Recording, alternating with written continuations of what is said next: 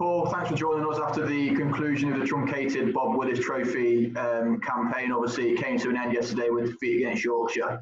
But if you could just try and sum up the whole campaign briefly, then we'll go into a bit more detail about the fixtures later on. Yeah, well, what we tried to do, Scott, was make sure we gave as many of our players the opportunity to play as we could. We wanted to really push the youngsters, give guys opportunity, and we did that. And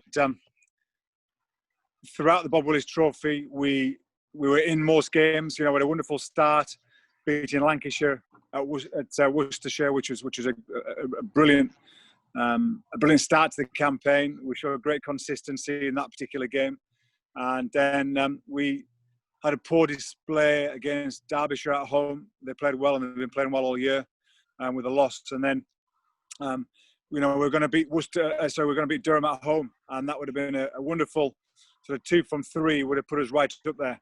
I think a little bit less rain and we'd have won that game comfortably. We've got a solid draw against Notts, and obviously a disappointed finish to our campaign away at Yorkshire. But we can take great heart. Some of our youngsters have done really well. Young Sam Evans got a fantastic 85 against Durham and a really gutsy 48 v Notts. So it shows that young Sam's got potential there to make it at this level. Young Harry Swindle's kept wicket beautifully all year. Took some stunning catches. Literally dropped 2 catches, and as a keeper, you take more than everybody else. He's kept beautifully all game and kept the morale and the banter on the pitch and the fun and the theatre that we have going well as well. So yes, there's progression. Our fielding's progressed dramatically. Our fielding standards have gone through the roof. Our fitness standards have gone even higher. So, I'm really pleased where we are. Injuries, we wanted to really minimise injury. There's only Chris Wright who had a niggle. We looked after Chris and gave opportunity to young Alex Evans, who showed, again, real promise. And young Ben Mike has had some little outstanding match-winning contributions as well. So, overall, I'm really pleased with the progression we're showing.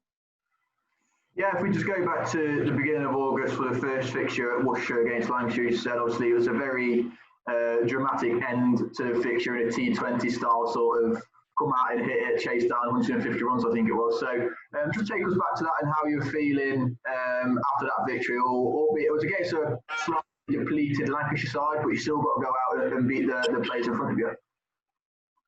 Yeah, well, what this year really showed is the depth of the local players and the depth of the youngsters coming through in each club. So you took a lot of the big stars out, and it was a much more of a level playing field. So that was really heartwarming for us to know that we're doing the right things with our youngsters and all the players. Even I think it was this year we had our youngest ever team of 23 years old average age. So that's that bodes well for the future. And I think being away against Lancashire, the discipline we showed is a pleasing thing. We took all of the good processes from the practice we had of the last few months. We put it together in that game consistently, and that was the word about consistency.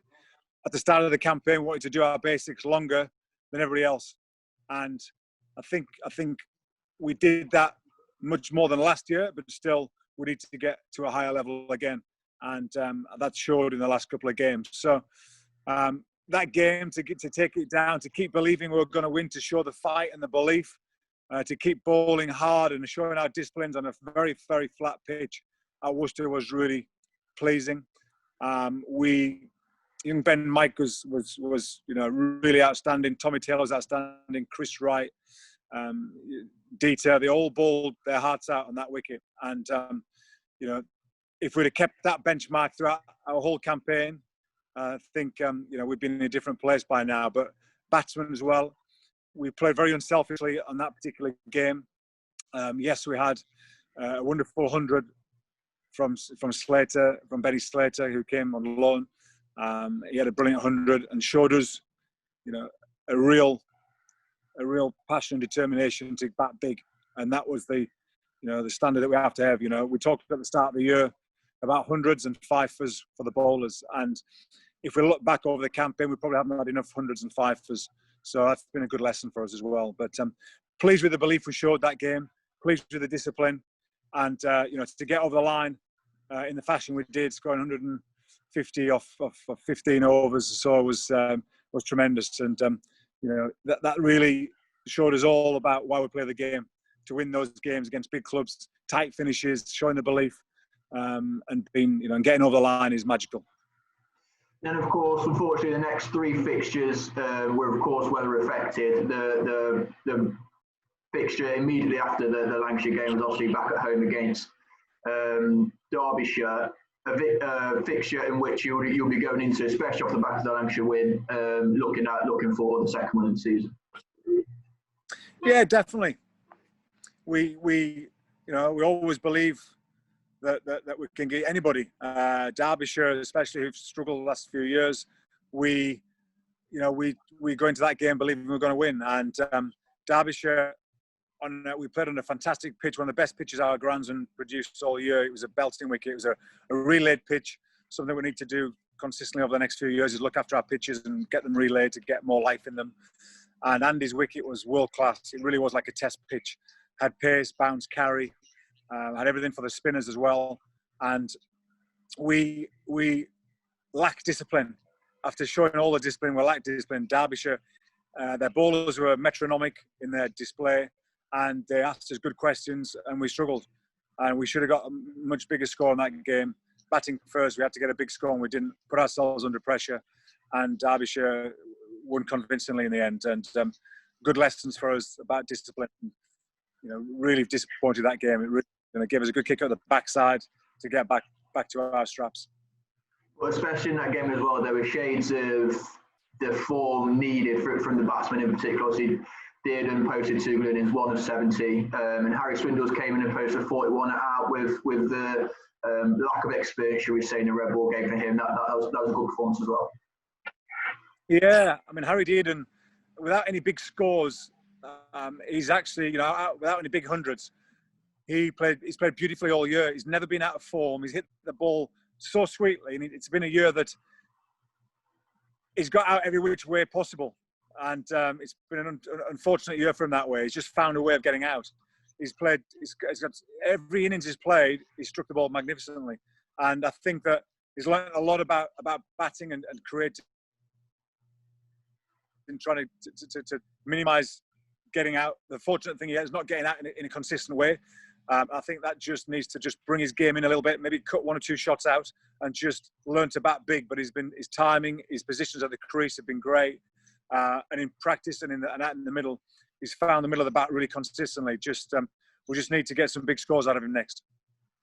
And of course, it was Durham up next. I think possibly the biggest news, especially in terms of our season, is the injury to Chris Wright, which brought the bowling attack into a bit more prominence, with Tom Taylor bowling more overs than he's ever bowled before. Gavin Griffiths declined. Cannon Potson has bowled really well in the red ball game as well. So how well do you think the bowling attack has done, considering their most experienced bowler has been out of action for the past 2.5 games? Absolutely. That was, Tommy Taylor worked so hard on his fitness the last winter.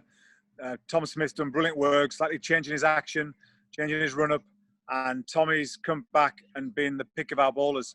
He's asked great questions. He's bowled at 1.5, 2 and over at times, asked questions, taken wickets, and has really led from the front. And for a young man, with that limited amount of cricket over the last few years, that's been really pleasing.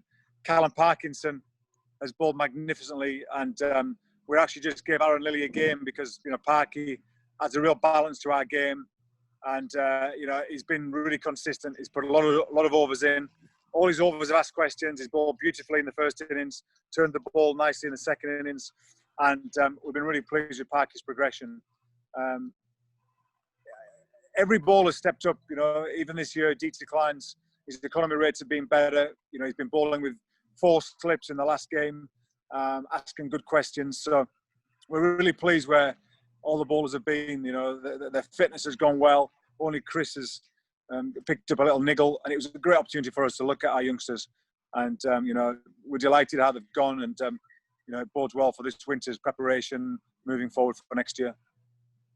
And also in that fixture, Sam Evans sort of came to the fore from a batting perspective as well.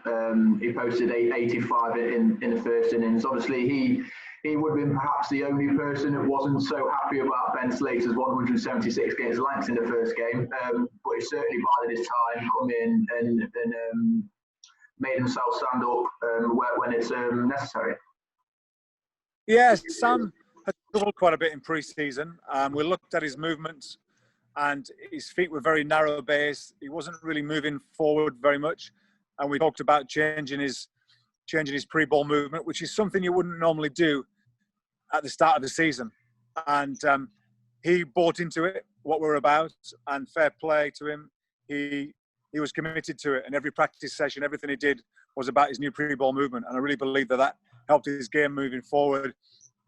He could defend their best ball much more consistently, got into better positions consistently, and got his just reward. So really, really pleased with that. And obviously Nottinghamshire came down to the Fisher County ground as well. Again, there were some good performances with the bat and the ball. Ben Mike sort of stood up from the bowling perspective and took 3 wickets against a tough Nottinghamshire batting lineup. And Sam Evans again posted just 2 shy of another half century. So it looks like, to sort of reiterate what I said earlier, the younger players are showing shades of the players that they can be, and certainly promising for the future. Yeah, when you look at their futures, and you look about the journey they can go on, and who's going to be outstanding cricketers and England Lions cricketers and England cricketers in the future.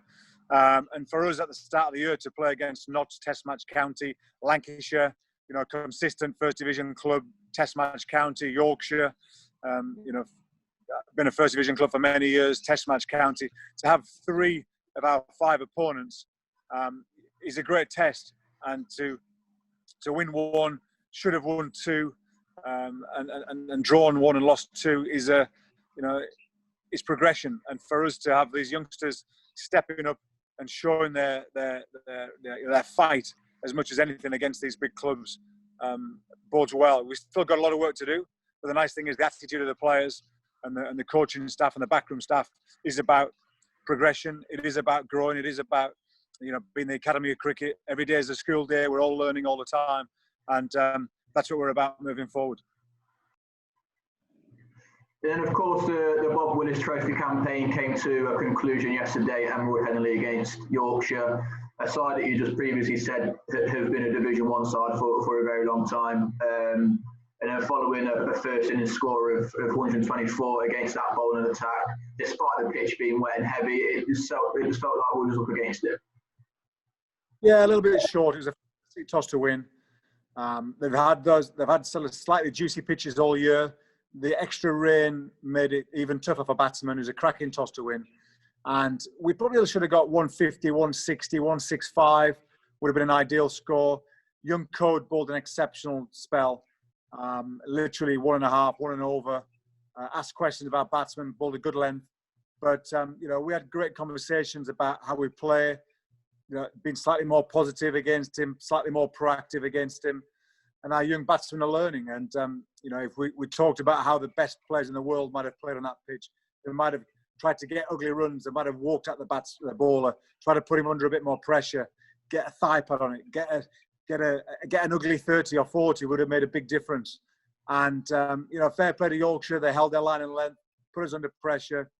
And, we struggled. And, we had them. We were back in the hunt in our first innings. We talk about hunting in packs and bowling in partnerships. And we did that to start off. We had them 40 for 4, 40 for 50 for 4. It was a fantastic opportunity to really stamp our authority on the game, keep our consistency, and bowl them all out for 135, 145, and then there was a real game on. Unfortunately, we let it slip. We couldn't back it up the opening spell, and we let them get far too many.